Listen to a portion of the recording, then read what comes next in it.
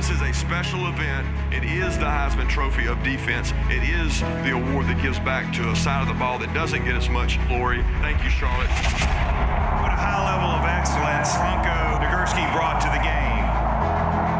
He's an inspiration to anyone who loves the game of football. My football story is not about playing for the Carolina Panthers. My football story is from the time I was 5 years old. All I ever wanted to do was play for Wayne Hills High School in northern New Jersey. I was a part of something, and the purpose of what we were working for was greater than any one of us. We come out every day to compete, and the only way we can get better is we, compete against each other hard. It's important to note that sometimes the signs that we ask for are right there in front of us. Win or lose, there was always a message in there. It's about what we do with the adversity we face. You can have a dream, but you better be prepared for that opportunity. It's a lot of hard work. It's nothing is given. You have to earn everything. Honored to be here today. You do such wonderful work. The funds you raise for scholarships around the area, that's wonderful. A very heartfelt thank you to members of the Touchdown Club for your support of 16,000 plus students who you all are impacting annually. Studies show that GPAs and graduation rates are higher, absences and dropout rates are lower. What I've learned in my life is you can accomplish anything in this world. If you want to do something bad enough, you'll find a way. But it's important that everybody in this room and beyond understands that it starts with us. You see these kids on the come up, you gotta let them know. Football was a gladiator sport. Only gladiators play football. Tonight, you are going to get a glimpse of excellence of our finalists and what they have brought to this game. Their dedication, passion, and brute strength, along with their ability to make key plays during crucial moments in big games. The Football Writers Association of America and the Charlotte Touchdown Club are proud to present the 2020 Bronco Nagurski Trophy to Zaven Collins from the University of Tulsa. Thank you to the Football Writers Association for presenting me this trophy and selecting me to be a Nagurski winner. Thank you to Charlotte Touchdown Club and Lending Tree for entrusting with me and putting my name on the trophy. It really means a lot to me. Him winning this award is just a tribute to him, his family, our program, this university. He's going to lead those guys to some wins, too. I really believe Sam can play well. Growing up around the game, I have a deep and abiding respect for those who have paved the way. Bronco Nagurski was a true pioneer of our game.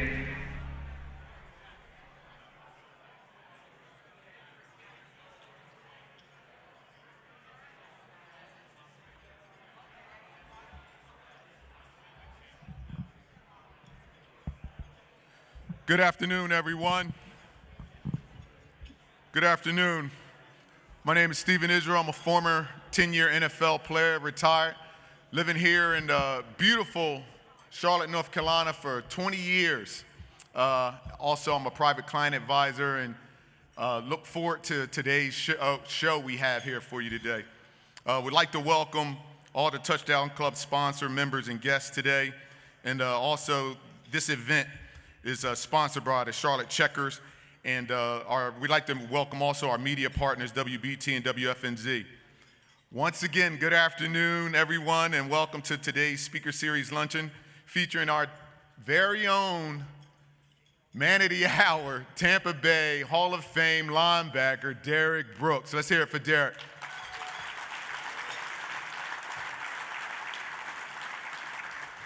We have a fantastic program for you today. I want to thank also today's sponsor again, Charlotte Checkers. The Checkers have been a longtime partner of ours here at the Touchdown Club, and we're grateful for that partnership.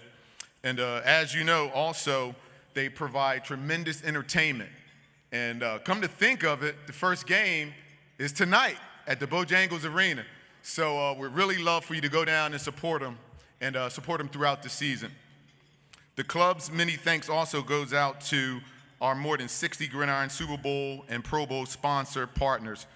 This year's Luncheon Speaker Series has been a huge success thanks to those sponsors, but obviously thanks to all of you guys. Lastly, if you haven't done it already, please don't forget to reserve your seats for the December 6th, our Bronco Nagurski Awards banquet presented by Lending Tree. The finalists for this year's Bronco Nagurski Trophy will be announced November 18th. And that speaker will be USC head coach Shane Beamer, and he'll provide the keynote. The Bronco Nagurski Legends Award will be presented also that evening to class of 1979 Texas cornerback Johnny Johnson, and the Defender of the Nation Award recipient will be announced October 28th, courtesy of Capital Group Companies and America's Patriotic Dealerships. It's going to be a fantastic evening. Show of hands, how many of you guys have ever been to one of our banquets? And you enjoyed yourself, and it's going to continue to get even better. So please don't hesitate to get those tickets. Now I would like to have Father John Hannock of St. John's Church come up. Father John is going to handle our invocation. Father John.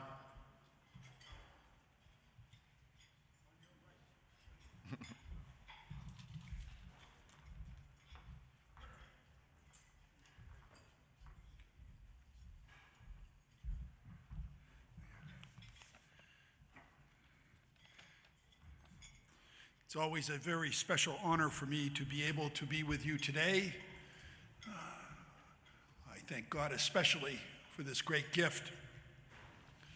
And I invite you to pray with me.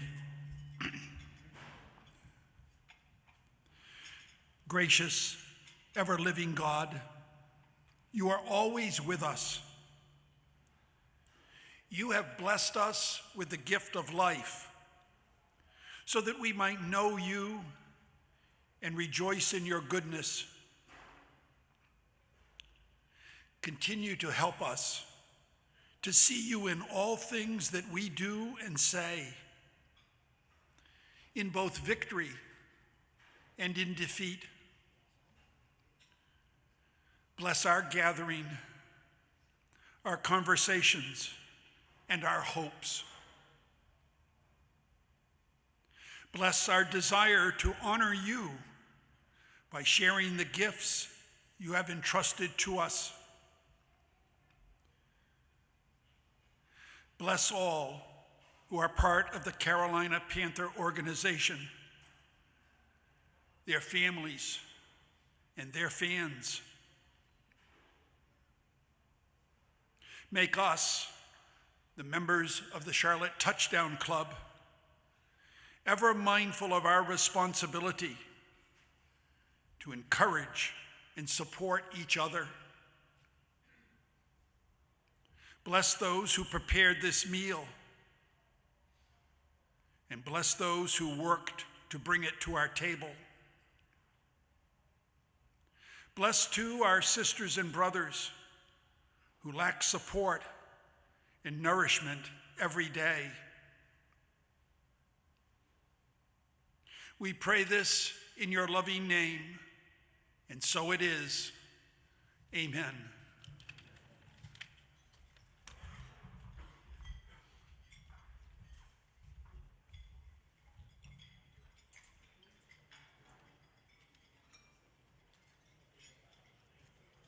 I'd like to just thank everyone for coming out today. Really want you to enjoy this delicious lunch, and when I come back, we'll start the program.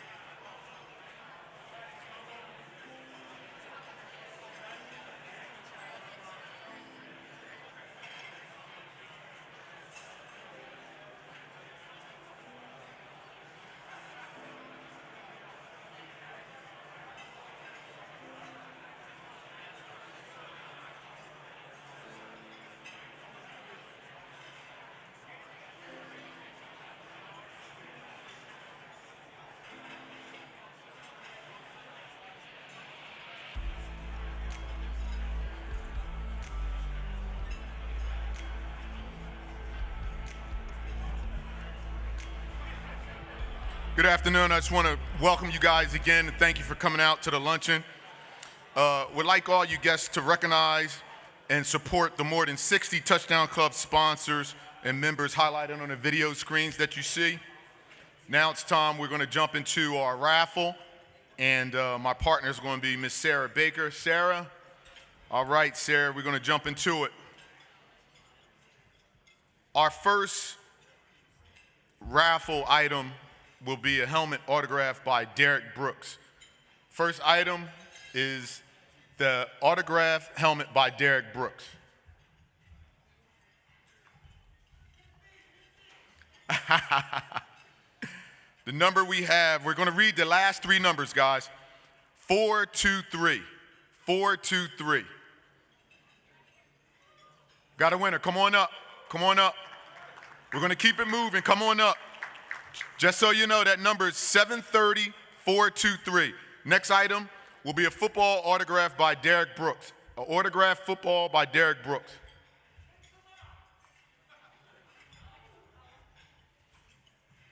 The winning number will be 730-495. 730-495. 730-495. We got anybody? We got it. Come on up. Next item, we got a mini helmet autographed by Derrick Brooks, the mini helmet. Mini helmet autographed by Derrick Brooks. Winning number is 730-370. 730-370. Do we need another number? We got a winner on that one? No? All right, we need another number. Oh, we got it? All right, come on up. Congratulations, come on up. Next number, next item, will be a Joe DeLamiere autographed jersey. Our own Joe DeLamiere. Joe's a Hall of Fame offensive lineman with the Buffalo Bills. Lives right here in Charlotte. Autographed jersey for Joe. And that number is 730-436. 436. There you go. Good job. Congratulations. Next item will be a 2019 Bronco Nagurski football autograph by the 5 finalists from 2019. And those 5 finalists were Derrick Brown, Chase Young, Isaiah Simmons, Antoine Winfield Jr., and J.R. Reed. And the winner of that 2019 Bronco Nagurski autograph ball is 730-507. 730-507.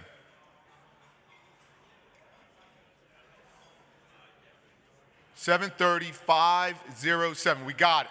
Congratulations. Let's hear it for all our winners today.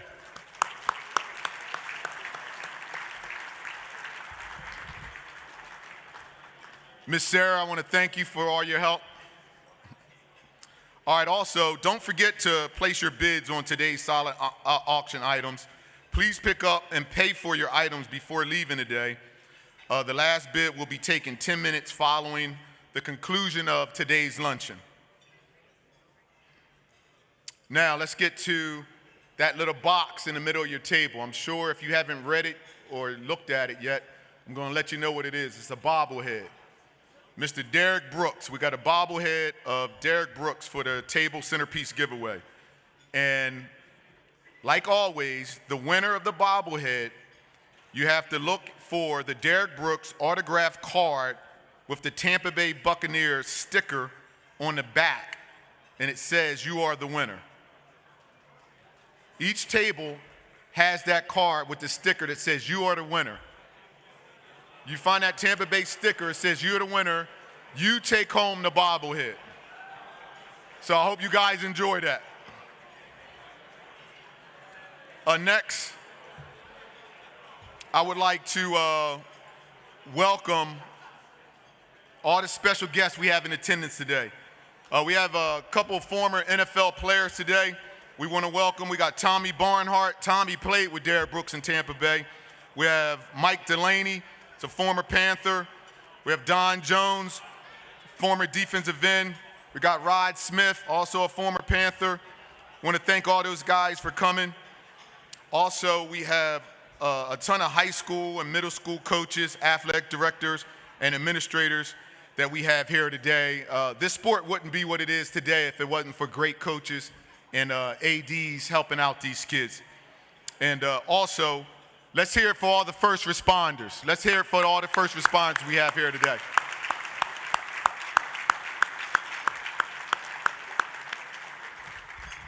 Last but not least, I'm going to ask you to stand real quick. Can everyone stand for me real quick? We want to welcome all our current and former U.S. military heroes and all those men and women that served in the military force. So let's hear it for them.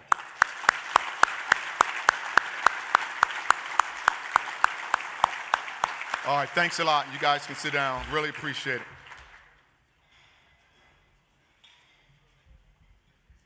Today's guest is, as you know, Hall of Fame linebacker Derrick Brooks. Words can't explain what he's meant to the NFL. And what I mean by that is not obviously just his play on the field, but his character and all the business and accolades and things he's accomplished off the field. We're going to take a look at his highlight, and after you watch the highlight video, next person on stage will be Derrick Brooks. Thank you. The task which has been set us is not above our strength. As long as we have faith in our cause and an unconquerable willpower, salvation will not be denied us. Tampa Bay, with the 28th pick in the first round, has selected linebacker from Florida State, Derrick Brooks.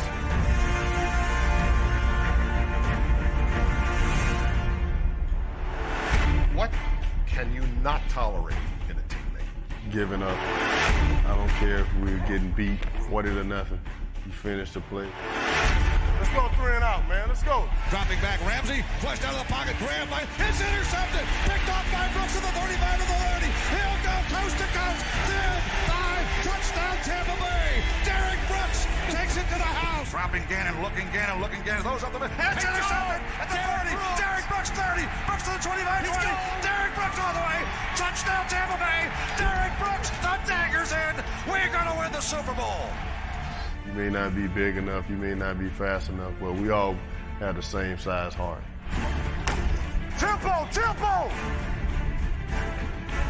One play ain't gonna beat us, dog. One play ain't never beat us. We are the masters of our fate. Pissed off to the highest degree.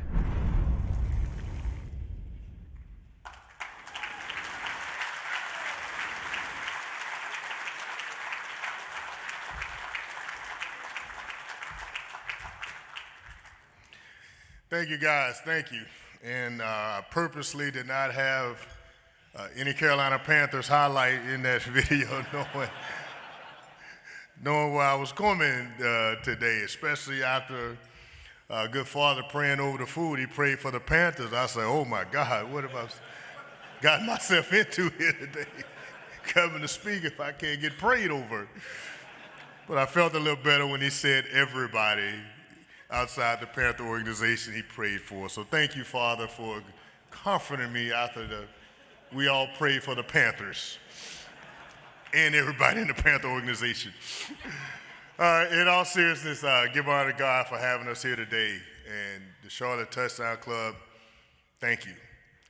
I humbly bring greetings on behalf of my family, starting with my wife, Carol, who I've known since we were 10 years old. In Pensacola, Florida.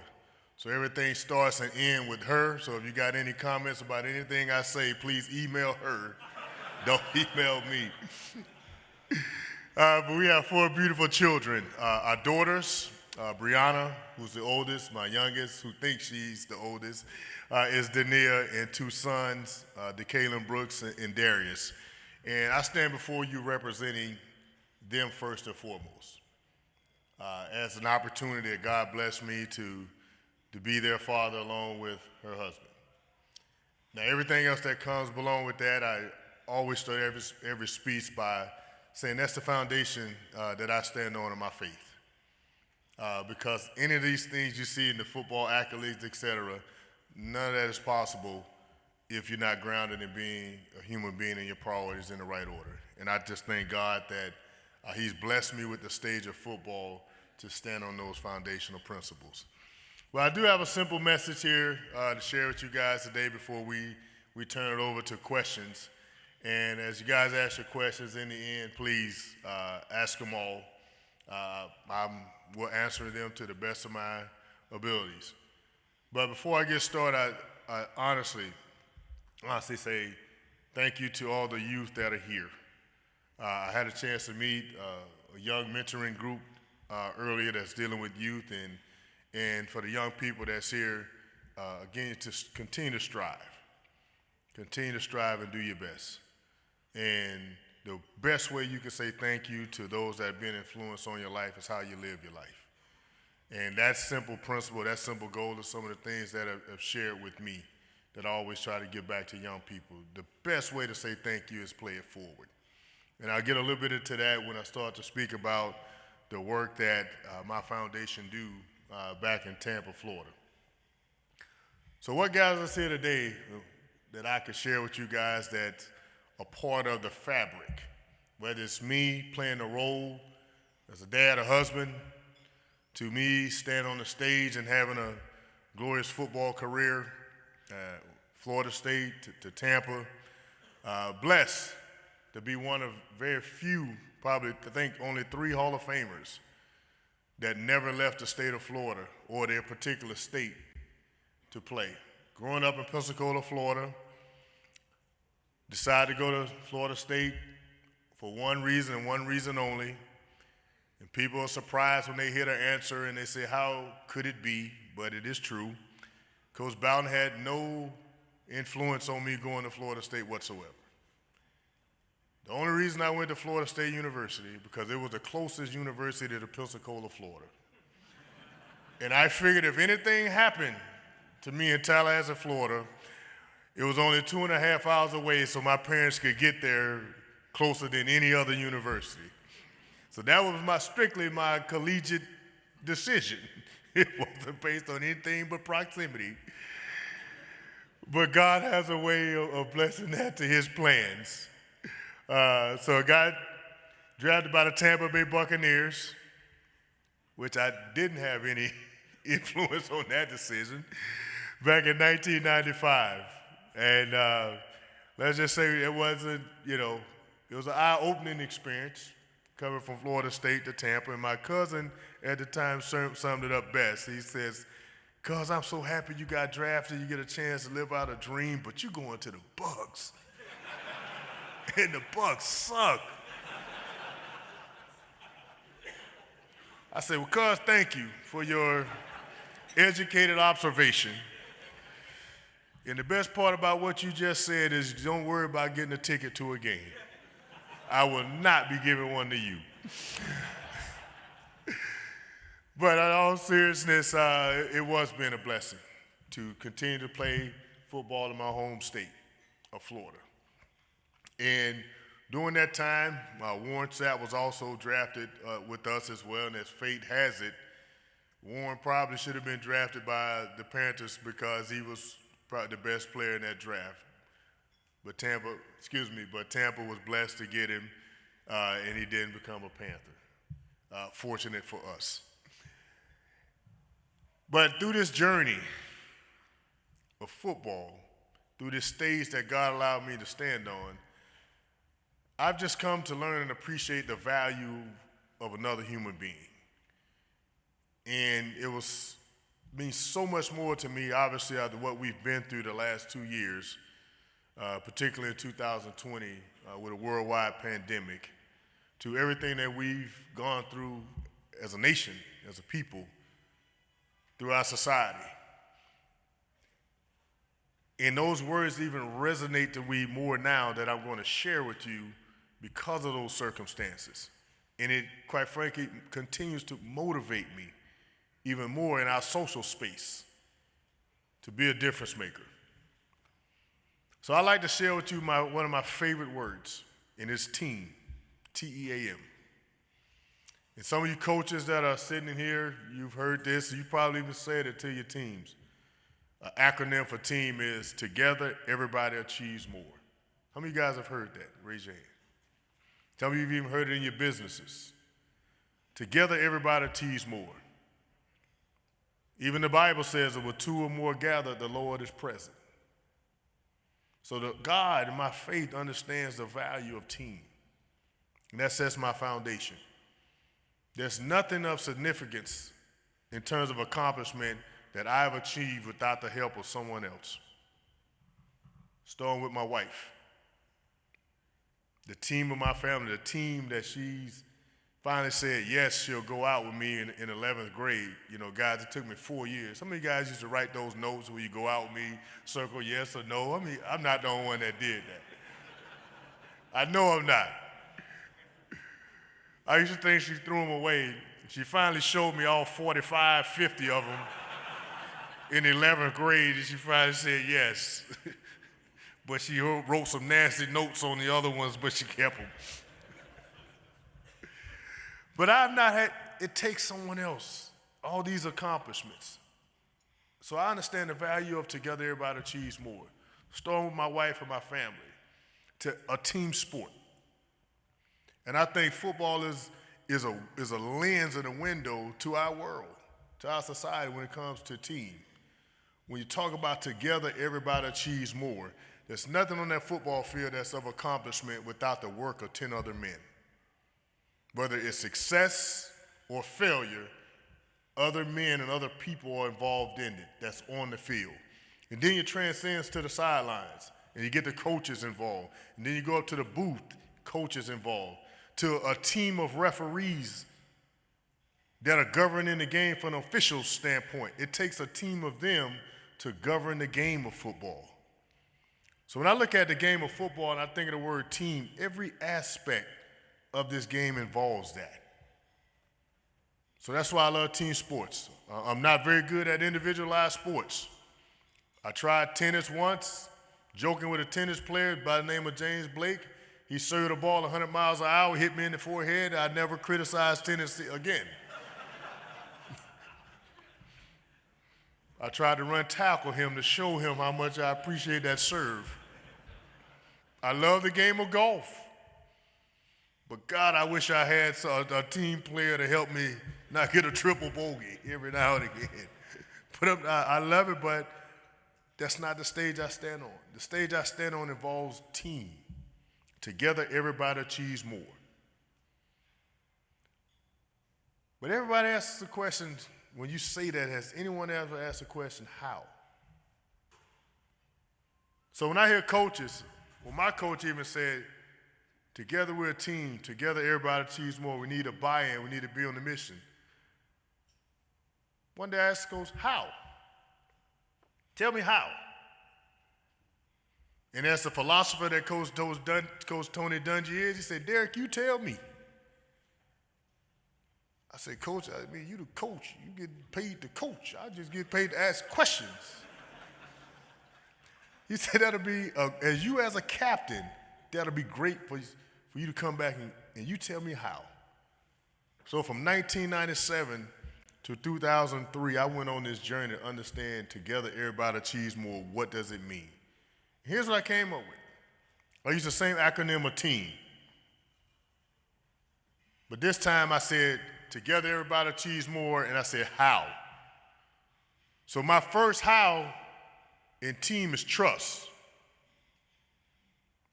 In order to be together, there has to be some level of trust. Whether we're talking about our first responders, as Steve got us to acknowledge our military personnel, one of the first things that you talk about when you come together, it has to be a level of trust. Before my wife decided to write yes on one of those empty notes, she figured it had to be some level that I earned her trust. If anybody's going to come together, if we have come together as people with all these diverse backgrounds that make up this nation, it has to be some level of trust. And we have to earn it. It's not freely given. When you're on a football field, you're part of a football team, you earn that trust. When you come together, you earn it by how you work, how you prepare, how you be there for each other. Those things, those elements of being together has to have a foundation of trust. It also starts with me and my faith.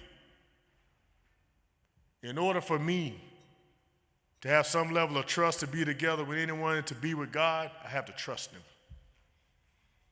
I got to trust God in every moment of my life if I want to be together with him when I leave here. So through my journey of together, my first T is trust. Together, everybody achieves more. How? Trust, and my E is effort. And here's the most beautiful thing about effort. Effort doesn't require talent, does it? Effort don't care how tall you are, how fast you are, how slow you are, how thin you are, how not so thin you are. Don't care whether you have gray hair, no hair, long hair, short, doesn't matter. All effort cares about is you give it. And effort is that honesty check when you look yourself in the mirror, because that's a competition between two people, you and you. And in a team game, you can't cheat effort. You stick out like a sore thumb.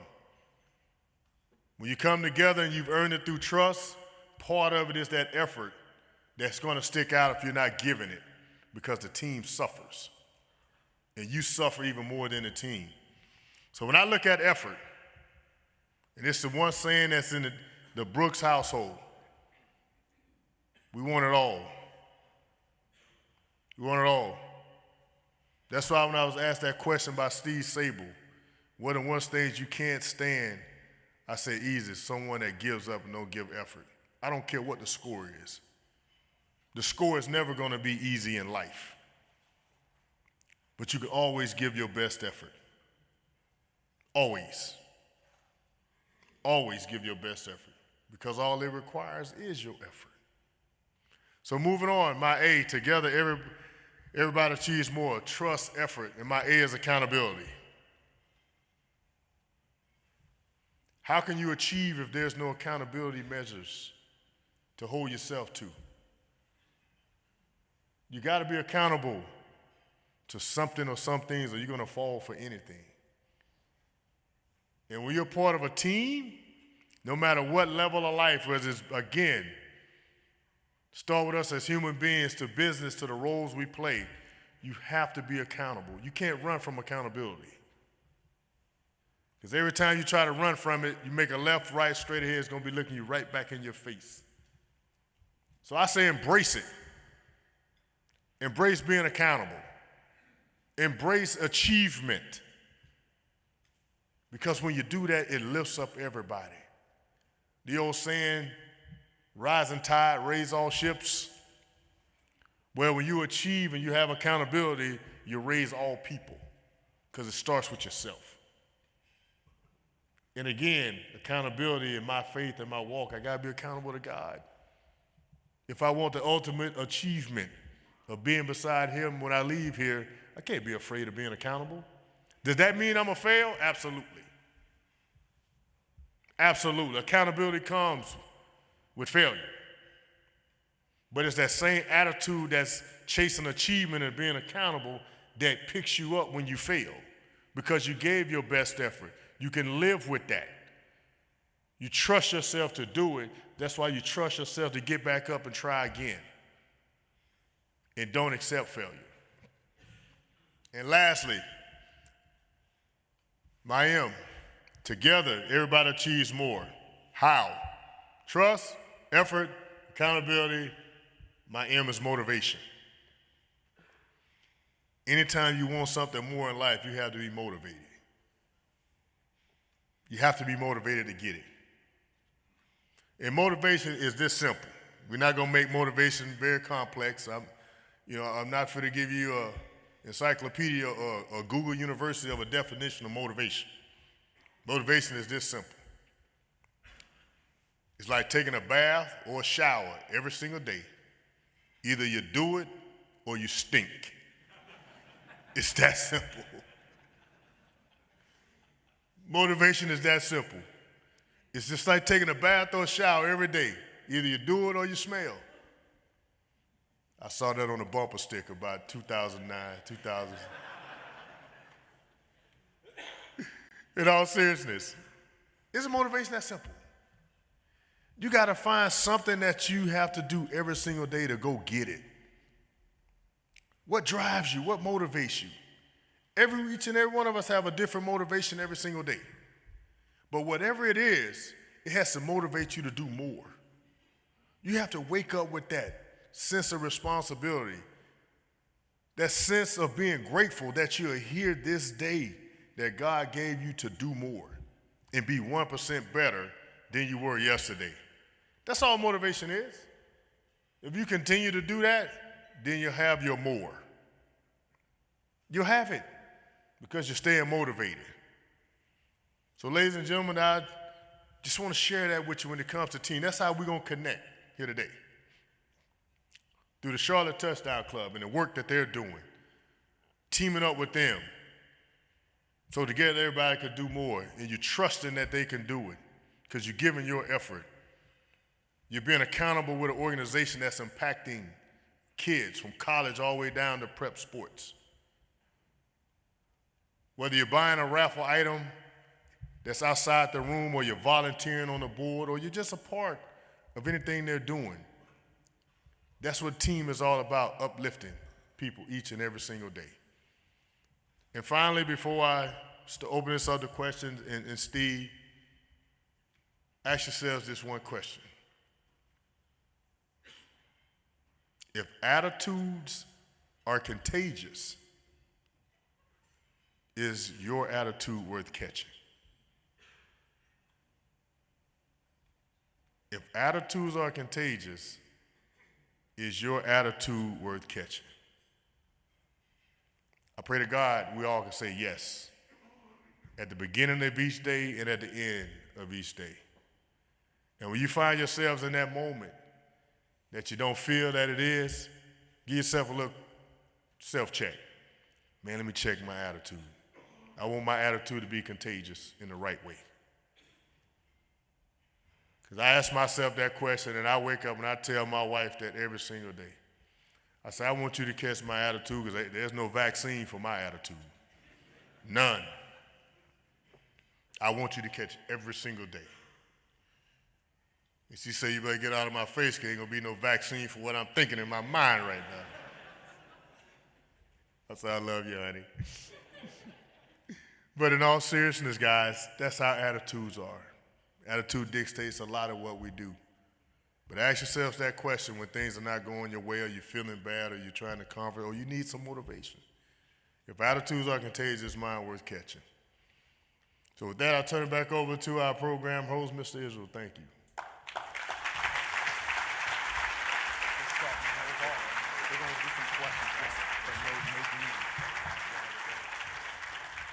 All right, so before we get started, we got time for a couple questions. Just want you to know that not only was he a Super Bowl player on the field, but obviously you can see Super Bowl dad, Super Bowl husband, Super Bowl son, and Super Bowl man in his community. And also, I really feel as though Jesus is happy with him too. Let's hear it for Derrick again. All right, so we have time for a couple questions. I'm going to take the first one, but before that, we really appreciate if there's no John Gruden questions. We're going to keep everything in a very upbeat situation here today, okay? All right, first question is, Mr. Brooks, who was the most difficult offensive player to play against? Now, granted, you're a linebacker. You also can share who was the most difficult running back to tackle, but maybe the most difficult player wasn't a running back. Maybe it was a wide out or a quarterback. We would like to know the most difficult offensive player. Well, you come out firing, blitzing. I would say, honestly, Marshall Faulk. And I think I was talking earlier in one of our greetings about when I look at Marshall Faulk, and he was such a difficult player for me, and I loved playing against him because he brought out every skill.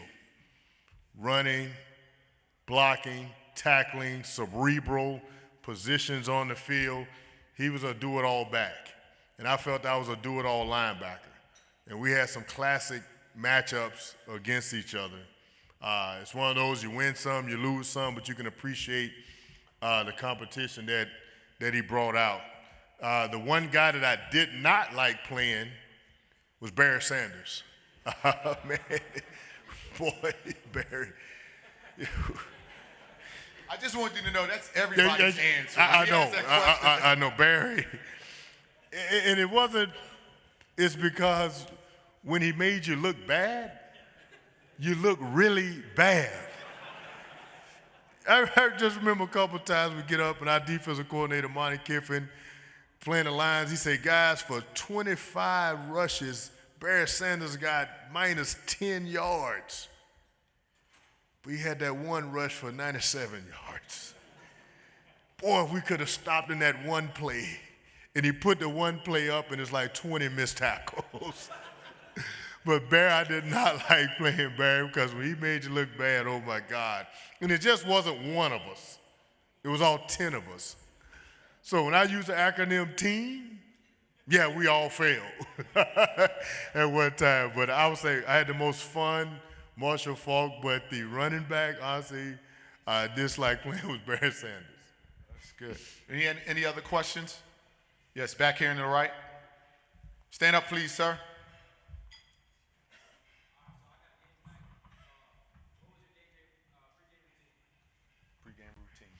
Oh, my pregame, I was pretty boring in my pregame routine. In high school, back then, I know you guys young enough, you probably don't know what CD players are or cassette tapes to listen to. I know that's foreign language to some of you young people. But my pregame routine was usually stretching, listening to music, and I listened to any type of music that was being played. I didn't really need much to motivate me. I just needed to see the other team's jersey, their color numbers. In high school, I loved pulling up to the other team's school. Even if I had friends on there, I just didn't like them for the next 3 hours. You know, I just loved competing and just didn't like them for 3 hours. That's all I needed. In NFL, you got a lot more time. In college, you have a lot more time. So once I left high school, you don't have a lot of time. You just go, you eat your pregame meal, you get dressed in the locker room, you drive to the game, and by the time you get there, you go on the field and it's time to play. But in college, you get a time to stretch before the game, and so I developed a routine of going out stretching before the game, kind of getting loose. But I was a pretty boring dude. I didn't have no pregame rituals. Some of my teammates did.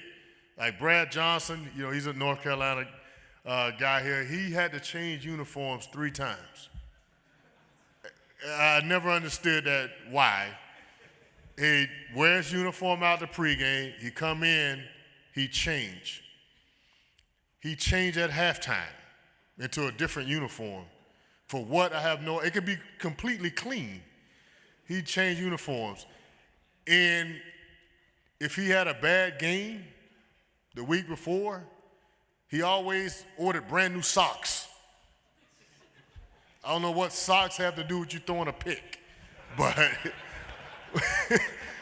but Brad had some of the weird. That was probably the most weirdest I've seen a guy change, and he did it for 5 years together. And we started to play a joke on it one time. We tried to pay the equipment guy to go in there and hide his uniform that he laid out, but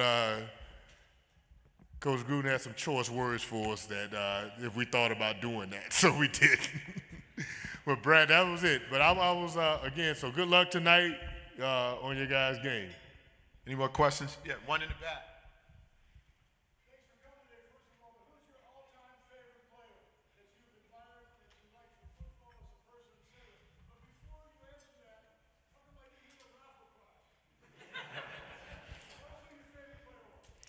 Well, you would have been my favorite guest today until you asked me about the raffle prize. I mean, I think that's a more appropriate question for Steve. He was pulling the numbers out. I was just trying to down a dessert.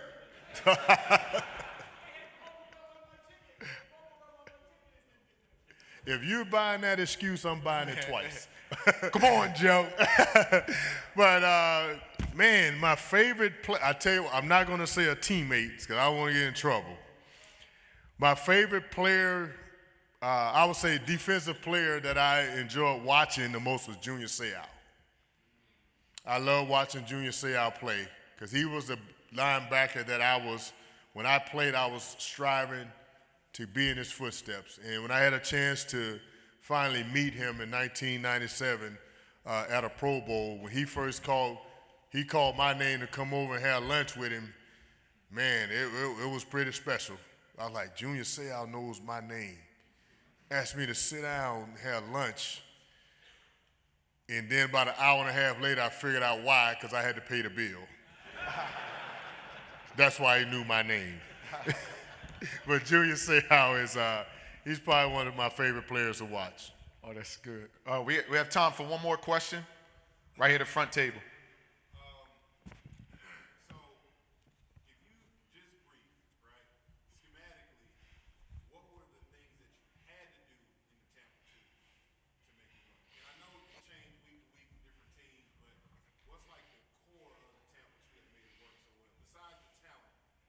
Yeah, I was just for to go there. It couldn't work without talent, right?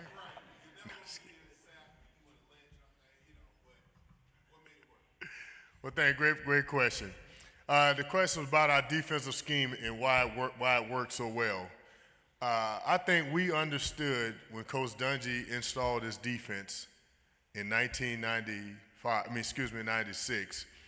We had to learn how to do it. And I was just talking with my table mate here in terms about the process over process over results.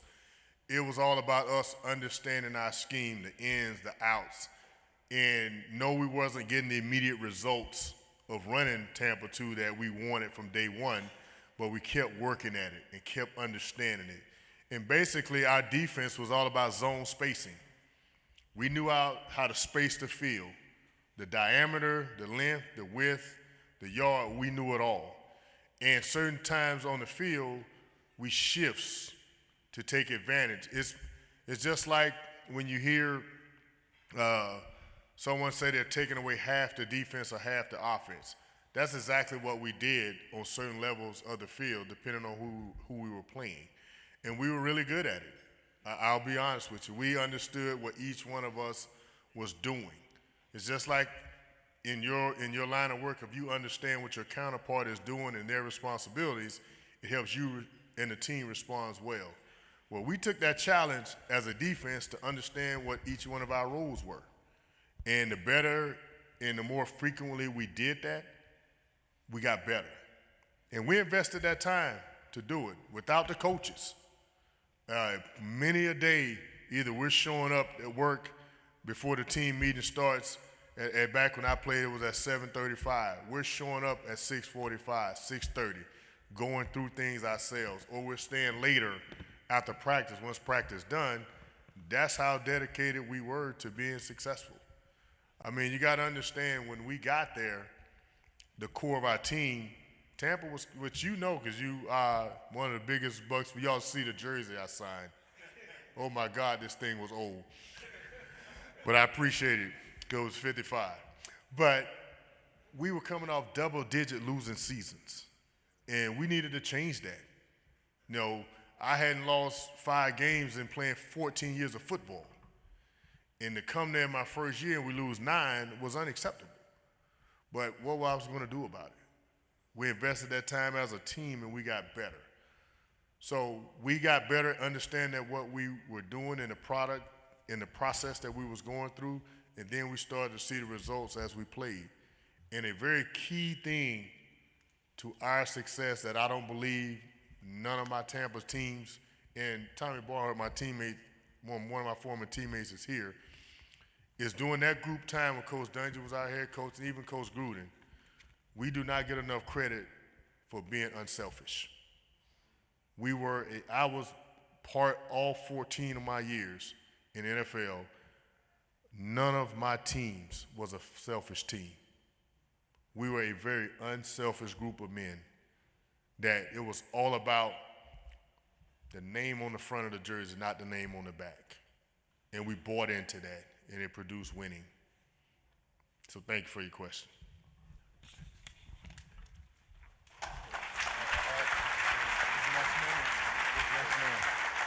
Yep, let's thank Mr. Brooks one more time. You can do better than that. Let's hear it from Mr. Brooks.